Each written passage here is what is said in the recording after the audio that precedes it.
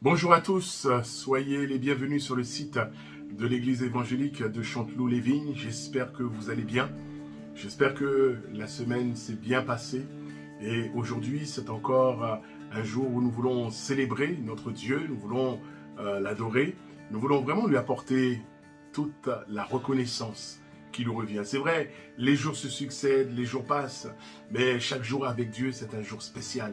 Et ce matin, c'est un temps spécial avec notre Dieu. J'aimerais, avant que nous ne présentions, nous ne remettions ces moments entre les mains du Seigneur, j'aimerais partager avec vous le psaume 34 dans la parole de Dieu. C'est un psaume de David. C'est David qui a écrit ces psaumes et j'aimerais le partager avec vous ce matin. Dans le psaume 34, voilà ce que David dira. De David, lorsqu'il contrefit l'insensé en présence d'Abimélec et qu'il s'en alla chasser par lui. Je bénirai l'Éternel en tout temps. Sa louange sera toujours dans ma bouche. Que mon âme se glorifie en l'Éternel, que les malheureux écoutent et se réjouissent. Exaltez avec moi l'Éternel. Célébrons tous son nom. Vous avez entendu? Tous, célébrons tous son nom. Et tous, nous voulons célébrer le nom de notre Seigneur, de notre Sauveur. Et David continue. J'ai cherché l'Éternel et il m'a répondu. Il m'a délivré de toutes mes frayeurs. Quand on tourne vers lui les regards, on est rayonnant de joie et le visage ne se couvre pas de honte. Quand un malheureux crie, l'Éternel entend et il le sauve de toutes ses détresses. L'ange de l'Éternel campe autour de ceux qui le craignent et il les arrache au danger. Sentez et voyez combien l'Éternel est bon. Heureux l'homme qui cherche en lui son refuge. Craignez l'Éternel, vous ses saints, car rien ne manque à ceux qui le craignent. Les lionceaux éprouvent la disette et la faim, mais ceux qui cherchent l'Éternel ne sont privés d'aucun bien. Venez mes fils et écoutez-moi, et je vous enseignerai la crainte de l'Éternel. Quel est l'homme qui aime la vie, qui désire la prolonger pour jouir du bonheur? Préserve ta langue du mal et tes lèvres des paroles trompeuses. Éloigne-toi du mal et fais le bien. Recherche et poursuis la paix. Les yeux de l'Éternel sont sur les justes et ses oreilles sont attentives à leurs cris. L'Éternel tourne sa face contre les méchants pour retrancher de la terre leurs souvenirs. Quand les justes crient, l'Éternel entend et il les délivre de toute leur détresse. Alléluia. L'Éternel est près de ceux qui ont le cœur brisé et il sauve ceux qui ont l'esprit dans l'abattement. Le malheur atteint souvent le juste, mais l'Éternel l'en délivre toujours. Le malheur atteint souvent le juste, mais l'Éternel l'en délivre toujours. Alléluia. Il garde tous ses os, aucun d'eux n'est brisé. Le malheur tue le méchant et les ennemis du juste sont châtiés. L'Éternel délivre l'âme de ses serviteurs et tous ceux qui l'ont pour refuge échappent au châtiment. Amen. Alléluia. Je louerai l'Éternel de tout mon cœur. Alléluia. Je bénirai l'Éternel tous les jours, dira David. Je bénirai l'Éternel en tout temps, en tout temps, en tout temps. Et sa louange sera toujours dans ma bouche. Mes amis, que tout au long de cette journée, nous puissions louer notre Dieu. Que la louange soit sur nos lèvres, que la louange soit sur nos cœurs. Oh, combien Dieu est bon, combien Dieu est merveilleux. Ah, que Dieu soit loué. Frères et sœurs, amis, je saisis l'occasion, bien entendu, pour saluer tous ceux qui suivent nos réunions de loin ou de près. Que Dieu vous bénisse et que tout au long de cette journée ensemble, eh bien, nous nous réjouissions dans la présence de Dieu. Nous réjouissions le cœur de notre Dieu. Seigneur, nous te bénissons. Et ce matin, nous voulons dire avec David, je bénirai l'Éternel en tout temps. Et sa louange, et ta louange, Seigneur, notre louange, sera toujours pour toi. Ta louange sera toujours dans ma bouche. Ta louange sera toujours dans notre bouche. Seigneur, tu es digne d'être loué. Tu es digne d'être adoré, Seigneur. Nul n'est comme toi. Nul n'est semblable à toi, Seigneur. Tu es Dieu au-dessus de toutes choses. Tu es le seul vrai Dieu. Et nous t'adorons ce matin. Seigneur, nous voulons réjouir ton cœur. À toi soit toute la gloire. Au nom de Jésus. Amen. Tu es notre notre espoir, rien n'a plus de valeur, rien n'est aussi grand et rien n'est plus beau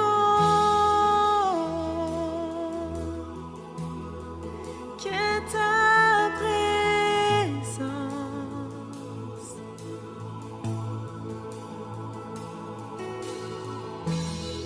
J'ai vu, j'ai goûté l'amour le plus doux. Mon cœur est enfin libre et ma honte disparaît.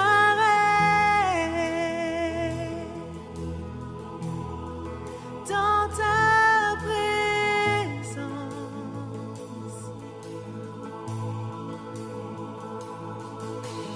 Saint-Esprit, tu es le bienvenu.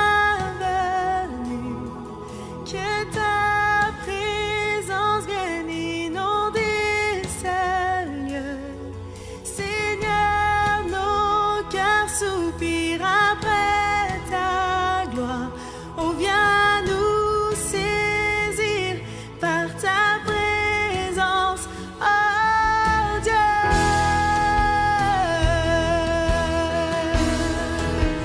Oh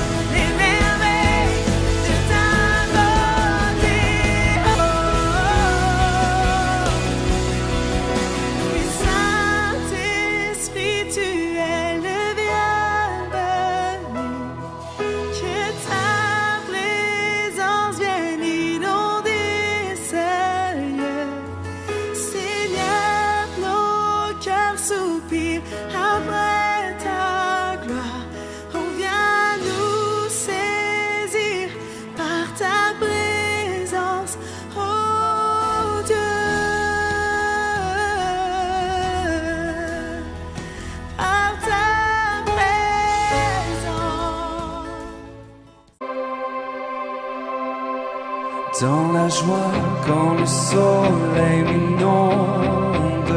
Sur les monts où ta présence abonde. Oh. Jésus, je te suivrai.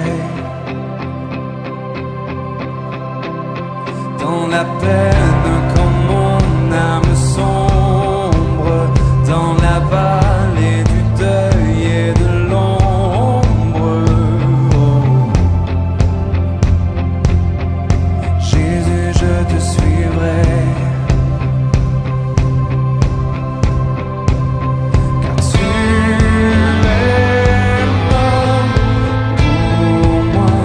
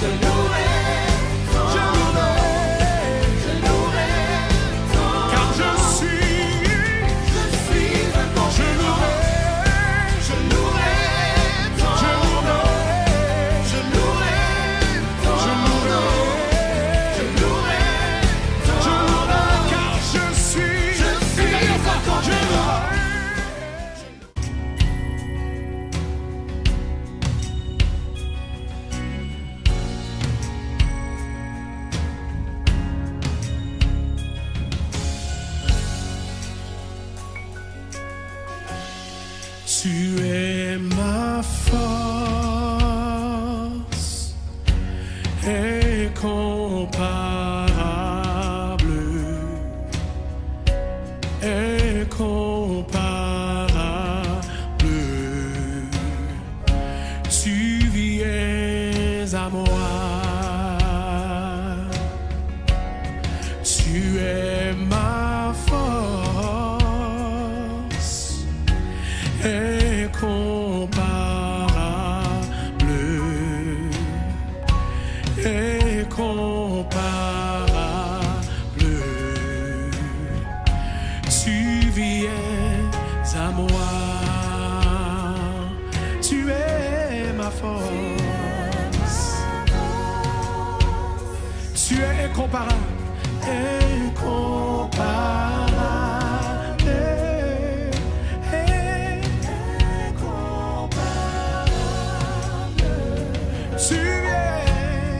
Tu viens à moi. Tu es ma force. Incomparable.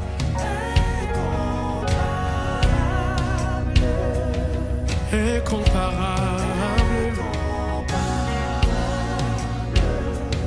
Tu viens. J'aimerais le redire encore une fois pour quelqu'un de découragé. Tu es.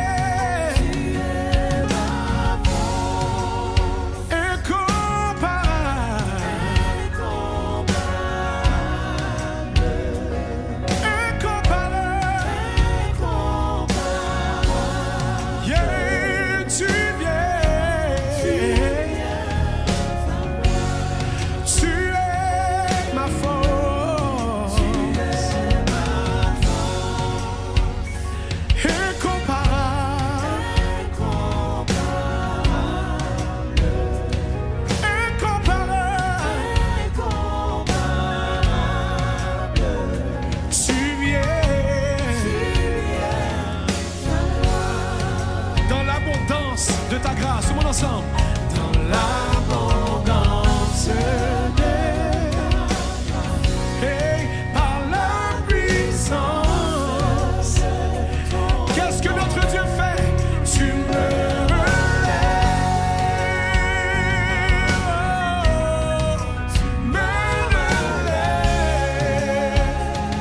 Dans l'abondance de ta grâce, dans l'abondance. Par la puissance de ton nom. Oh, tu me relèves. Oh, est-ce qu'on peut passer un peu plus haut? Tu es ma force. Tu es incomparable. Incomparable.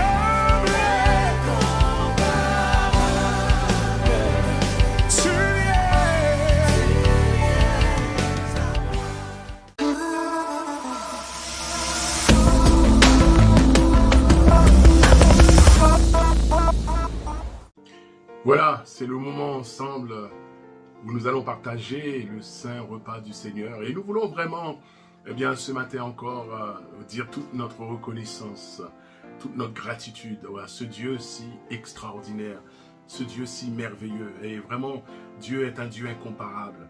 Nous voulons, au travers de ces espèces, le pain et le vin, le pain nouveau symbolisant le corps de Jésus qui a été meurtri pour nous, et le vin qui symbolise le précieux sang de Jésus qui a coulé.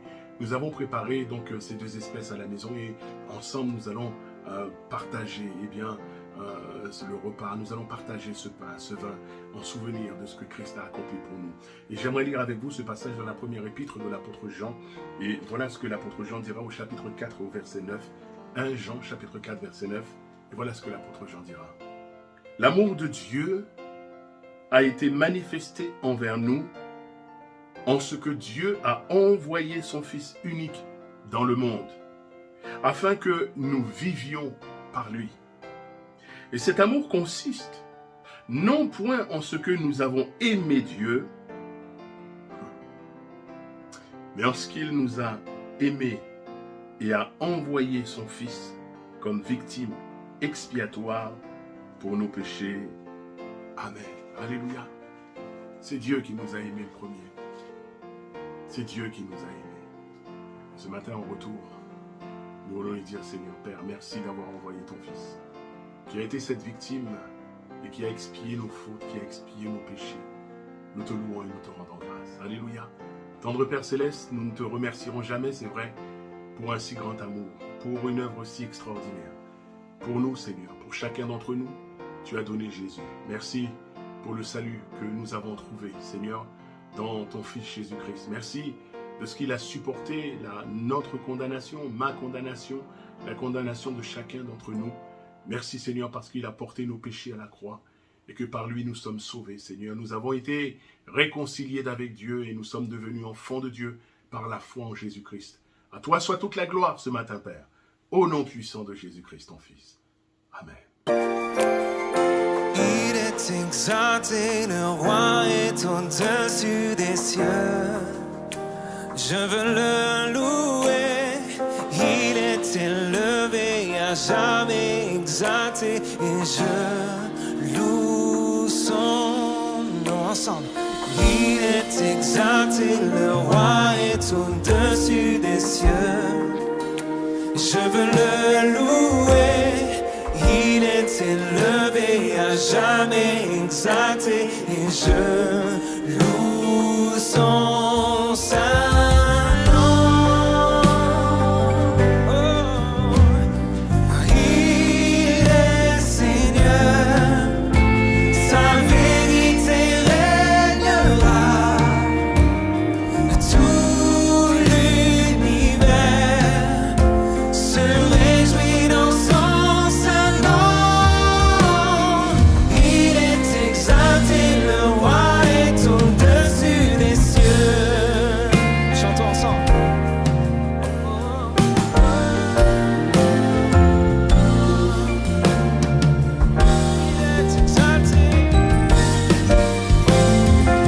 Il est exalté, le roi est au-dessus des cieux. Je veux le louer, il est élevé, à jamais exalté, et je loue son saint nom. Il est Seigneur, sa vérité régnera. Tout l'univers se réjouit dans son saint nom. Il est exalté, le roi est au-dessus des cieux. Il est Seigneur, oh il est Seigneur, sa vérité régnera. Oui, tout l'univers se réjouit dans son saint nom. Il est exalté, le roi est au-dessus des cieux.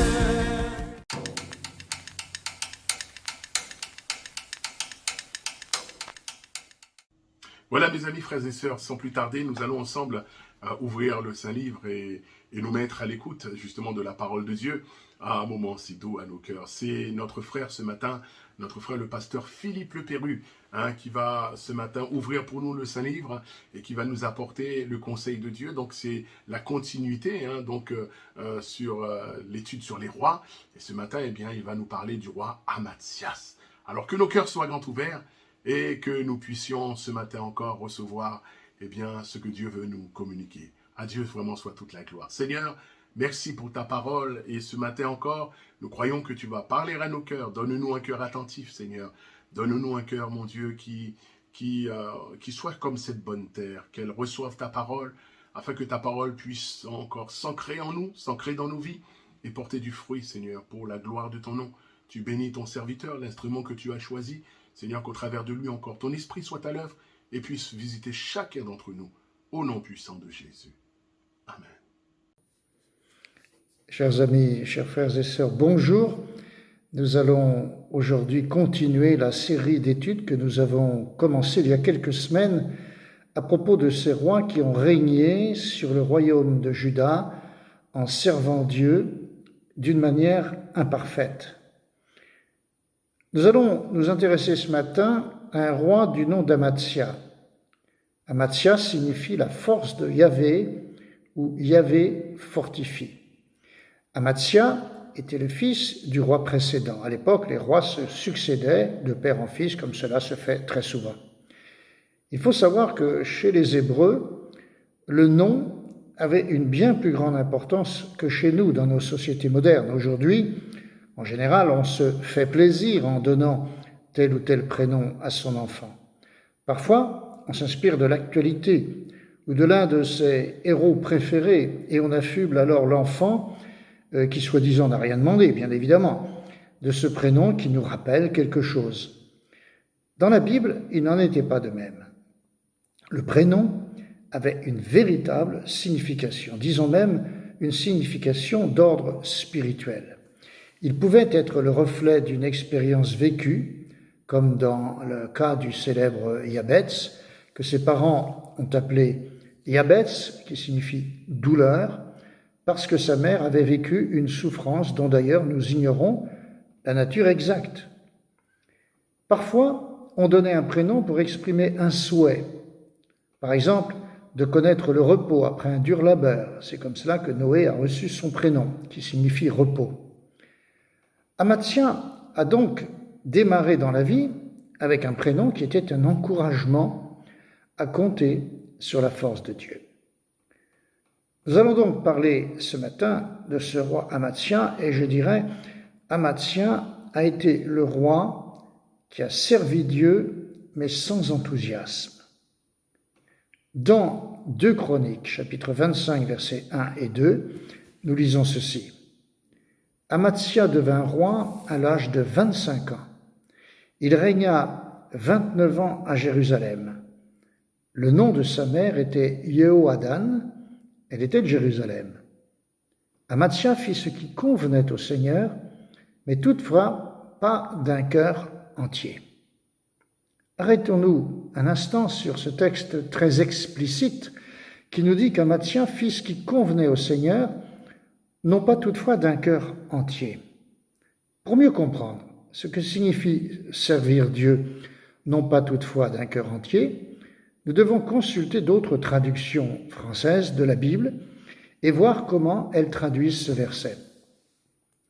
La Bible du Sommeur dit par exemple « Il fit ce que l'Éternel considère comme juste », mais non pas d'un cœur sans partage. Ici, nous avons déjà une notion plus explicite. Un cœur entier, c'est un cœur qui ne partage pas ce qu'il aime avec quelque chose d'autre. Si nous aimons, c'est Dieu que nous aimons par-dessus tout. Une autre traduction, celle de la Bible en français courant, dit « Amatsya fit ce qui plaît au Seigneur, mais sans grand enthousiasme. » Ici, nous découvrons encore une autre notion et nous comprenons que dans le service de Dieu, il faut de l'enthousiasme. Sinon, comment pouvons-nous le servir? L'enthousiasme révèle beaucoup de choses en réalité. Il montre notre foi en Dieu, notre amour pour lui, notre désir d'aller de l'avant avec lui, mais il peut révéler ce qu'une autre traduction de la Bible dit. Dans cette autre traduction, voici ce que nous lisons, « Il obéit à la volonté du Seigneur, mais sans conviction. » La conviction est essentielle dans la vie chrétienne.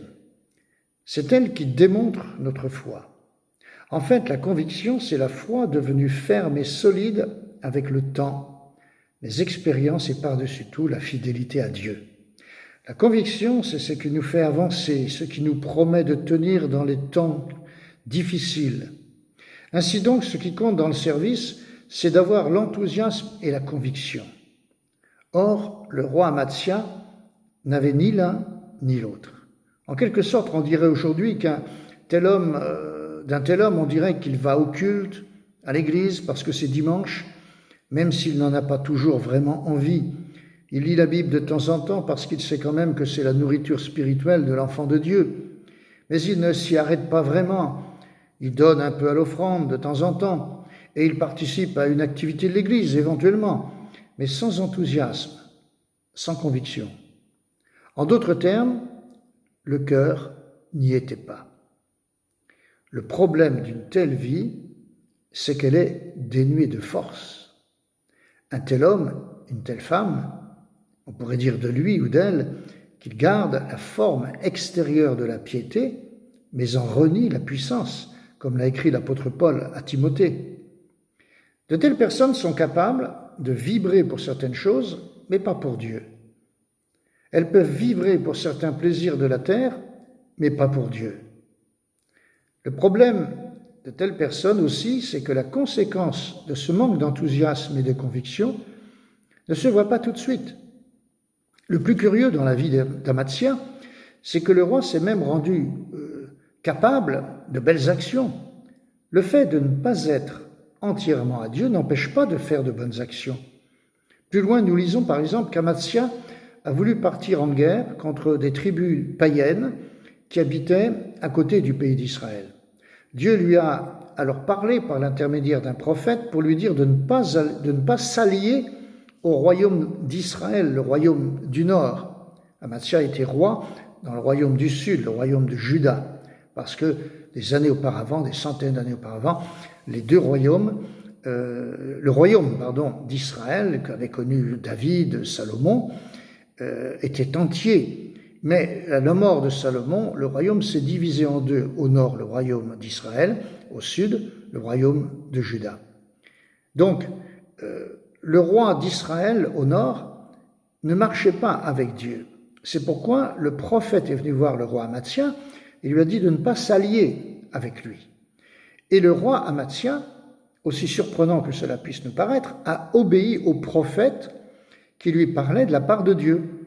Nous voyons donc qu'il est possible de ne pas se donner complètement à Dieu, tout en ayant encore quelques bons comportements. Cependant, et nous allons le voir bientôt, cela ne peut pas durer. En attendant, nous lisons qu'après avoir obéi au prophète, donc à Dieu, Amatzia est devenu fort. Il a commencé à bien porter son nom. Il est devenu fort grâce à Dieu, bien évidemment.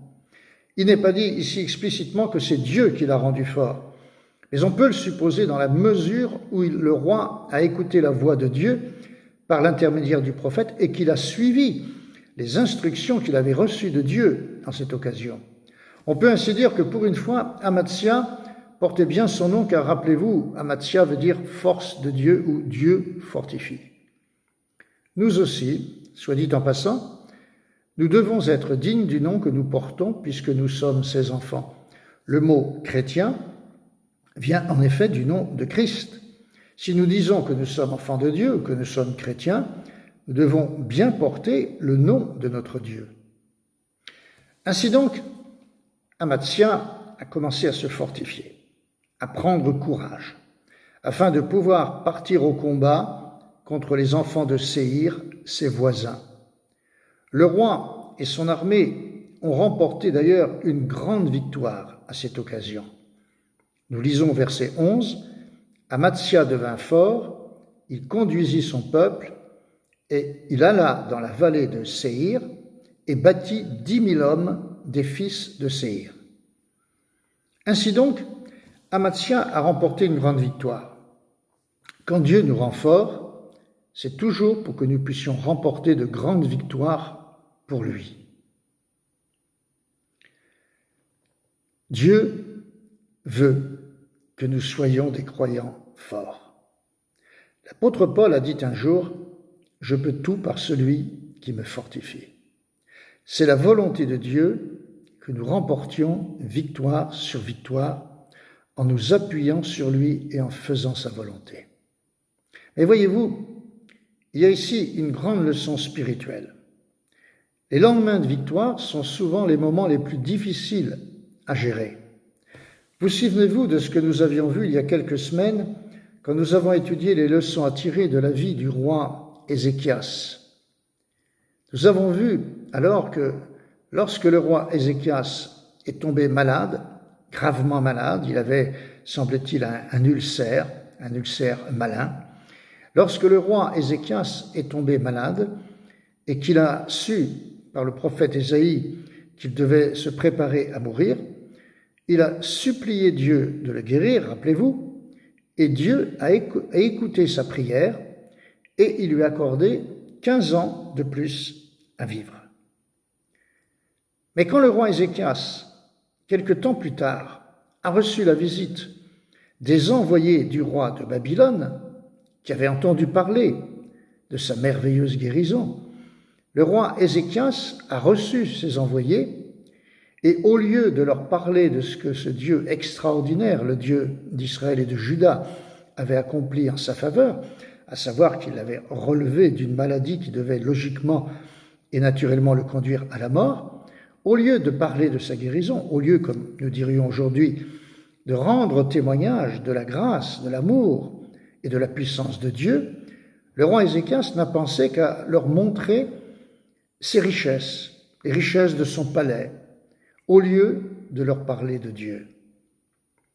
Parfois, après de durs combats et dans l'euphorie de la victoire, vous savez, cet état d'esprit particulier qui suit les grandes victoires, ces moments où nous aimons nous rappeler ce que Dieu a fait, parfois dans cette euphorie qui suit ces jours-là, nous oublions le Dieu qui nous a donné la victoire et nous ne pensons qu'à ce qu'a représenté la victoire. Par exemple, une guérison.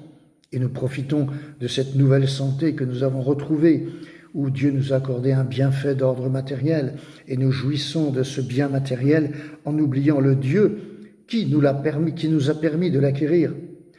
Nous jouissons alors égoïstement des bienfaits que Dieu nous a accordés, nous nous sentons bien, nous vivons mieux qu'avant, mais nous oublions celui à qui nous devons tout. Et voyez-vous, c'est exactement ce qui est arrivé au roi Amatzia, quand il est devenu fort et a remporté sa grande victoire sur les fils de Séhir. Savez-vous ce qu'il a fait alors, au lieu de célébrer Dieu et de le remercier pour la victoire qu'il lui avait donnée, et éventuellement pour décider de se consacrer à Dieu et de le servir enfin, ce que Dieu attendait depuis longtemps, de le servir d'un cœur entier, avec enthousiasme, avec conviction? Non. Au lieu de cela, voici ce que nous lisons au chapitre 25 toujours et au verset 14. Lorsqu'Amatzia fut de retour après la défaite des Édomites, écoutez bien, il fit venir les dieux des fils de Séhir et il en fit ses propres dieux. Il se prosterna devant eux et leur offrit de l'encens. Peut-on imaginer une chose pareille? Comment le roi Amatzia a pu en arriver là? Savez-vous qu'à l'époque, et pendant les siècles qui ont suivi, lorsqu'un peuple perdait à la guerre, il arrivait souvent qu'il abandonne le ou les dieux dans lesquels il croyait, sous prétexte que ces dieux ne leur avaient pas donné la victoire et avaient laissé leur pays être battu et envahi par l'ennemi. Et ici, c'est tout le contraire que nous voyons. Le roi Amatzia a remporté une belle victoire et au lieu de remercier Dieu, ce qui aurait été naturel et logique, il fait tout le contraire. Il adopte les dieux de ses adversaires qu'il a lui-même vaincus, ces dieux que ses adversaires étaient conduits à abandonner. Comme on dirait aujourd'hui, c'est le monde à l'envers. Bien évidemment, Dieu n'a pas apprécié cela. Il avait quelque espoir, après la victoire qu'il lui avait donnée, qu'Amatzia se donne à lui entièrement, donc d'un cœur entier, mais c'était peine perdue. Le cœur de ce roi ne s'est jamais attaché à Dieu. Et même après une aussi belle victoire, il n'a pas saisi la perche, pour ainsi dire, que Dieu lui avait tendue. Bien au contraire. Cela nous rappelle aussi le roi Joas, son père et prédécesseur, comme nous l'avions vu la dernière fois, qui, confronté à une petite armée de Syriens, a perdu la bataille alors qu'il disposait d'une armée très grande, comme le dit le texte biblique. Et rappelez-vous ce que dit la Bible pour expliquer cela. Il avait abandonné le Seigneur, le Dieu de ses pères. Et le texte biblique laisse entendre que c'est pour cet abandon de Dieu qu'il a connu la défaite. Quand au contraire, nous marchons fidèlement avec Dieu, Dieu ne nous abandonne jamais. Si nous marchons fidèlement avec Dieu, rien ne peut nous séparer de son amour. Rappelez-vous ces paroles de l'apôtre Paul dans le merveilleux chapitre 8 de sa lettre aux chrétiens de Rome. « Je suis convaincu, écrit-il, que ni la mort, ni la vie, ni les anges, ni les principautés, ni le présent, ni l'avenir, ni les puissances, ni la hauteur, ni la profondeur, ni aucune autre création ne pourra nous séparer de l'amour de Dieu en Jésus-Christ, notre Seigneur. » Vous trouvez ce texte dans Romains chapitre 8, versets 38 et 39. Avez-vous remarqué le verbe que Paul emploie au début de ce texte ? « Je suis convaincu ». C'est tout ce qu'il manquait au roi Amathia, la conviction. Amathia n'a jamais connu d'enthousiasme ou de conviction dans le service de Dieu. Son cœur a toujours été partagé. Et comme cela se passe d'ordinaire dans ces cas-là, sa vie a été instable et son comportement n'a jamais plu à Dieu. Cela est également un avertissement pour tous ceux qui pensent qu'on peut vivre ce que je rappellerais une vie modérée pour Dieu, ni froid, ni chaud, juste tiède. Cela vous rappelle certainement ces paroles de Jésus à l'ange de l'église de Laodicée dans le livre de l'Apocalypse. « Je connais tes œuvres, je sais bien que tu n'es ni froid ni bouillant, si seulement tu étais froid ou bouillant.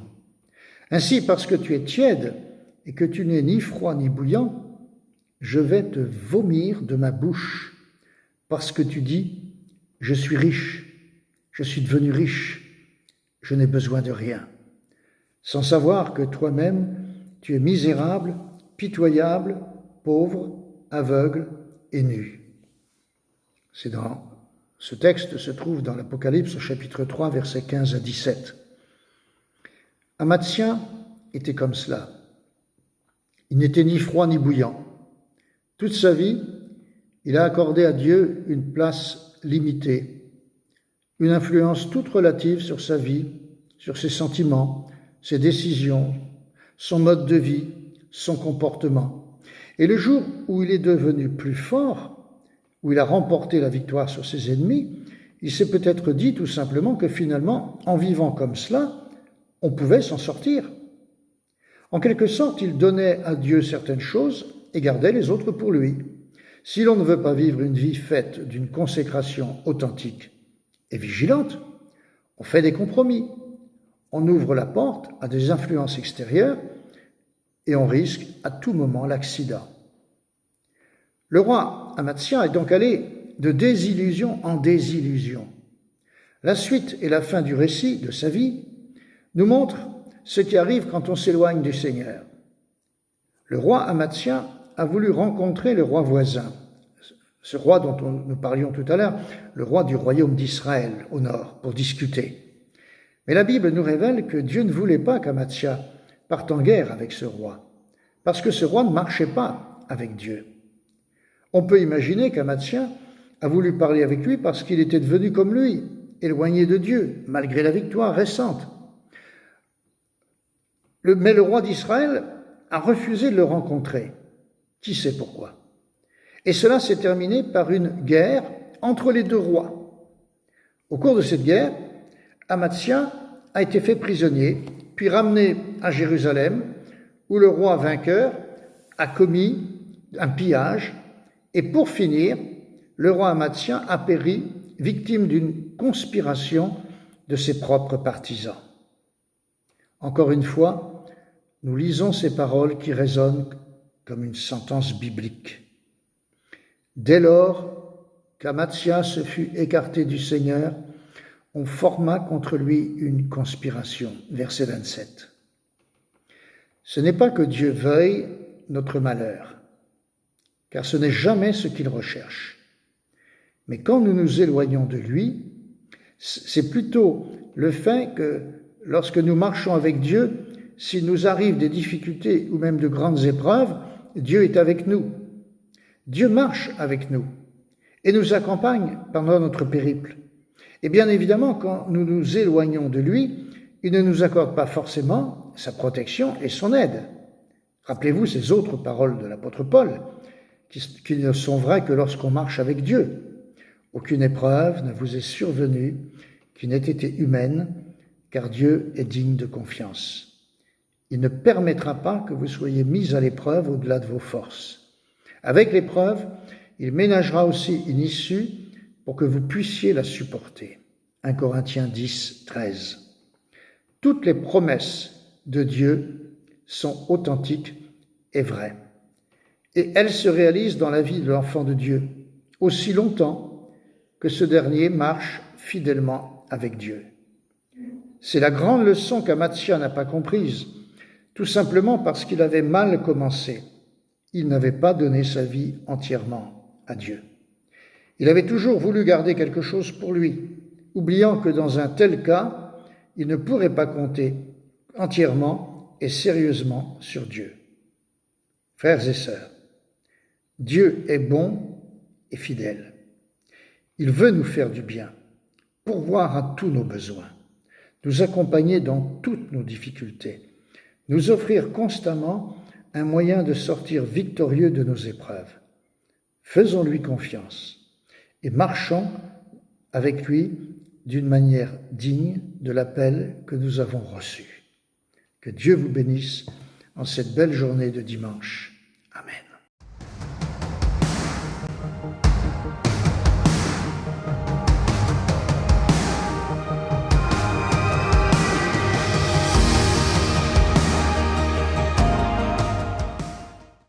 Ah, gloire à Dieu pour sa parole qui est si doux à nos cœurs. Voilà mes amis, avant de terminer ce culte, j'aimerais vous faire part bien entendu de ces quelques annonces. Tout d'abord, bien sûr, remercier tous nos bien-aimés, nos frères, nos sœurs, la jeunesse, qui ont pu se rendre disponibles pour nous aider hier, bien sûr, pour faire du rangement et un petit peu de ménage dans les locaux. Alors que Dieu vous bénisse. Voilà, c'est l'œuvre de Dieu et nous sommes tous concernés. Vraiment que le Seigneur soit béni dans toutes ces choses-là. Rappelez aussi que tous les mercredis soirs, mes amis, frères et sœurs, bien-aimés, tous les mercredis soirs à partir de 20h30, donc 20h20, 20h15, 20h20, vous pouvez déjà vous connecter puisque le lien vous est déjà envoyé. Mais à partir de 20h30, nous avons notre réunion de prière. Hein, c'est vraiment des rendez-vous importants et moi je bénis Dieu de voir que de plus en plus, nous sommes de plus en plus nombreux à assister aux réunions de prière. Et c'est une bonne chose, c'est vraiment un encouragement. Que Dieu vous bénisse et que Dieu soit béni. Donc tous les mercredis soirs, Dieu voulant, à partir de 20h30, nous nous retrouvons ensemble pour la réunion de prière via l'outil Zoom. Bien sûr, donc un lien vous est envoyé. Et aussi, rappelez que le dimanche 4 avril, nous avons, à partir de 11h45 après le culte, dimanche 4 avril, notez bien cette date, nous avons notre temps de jeûne et de prière. Donc dimanche 4 avril, temps de jeûne et de prière. Voilà, bien-aimés, bon dimanche à tous, que Dieu vous bénisse, et puis à très bientôt.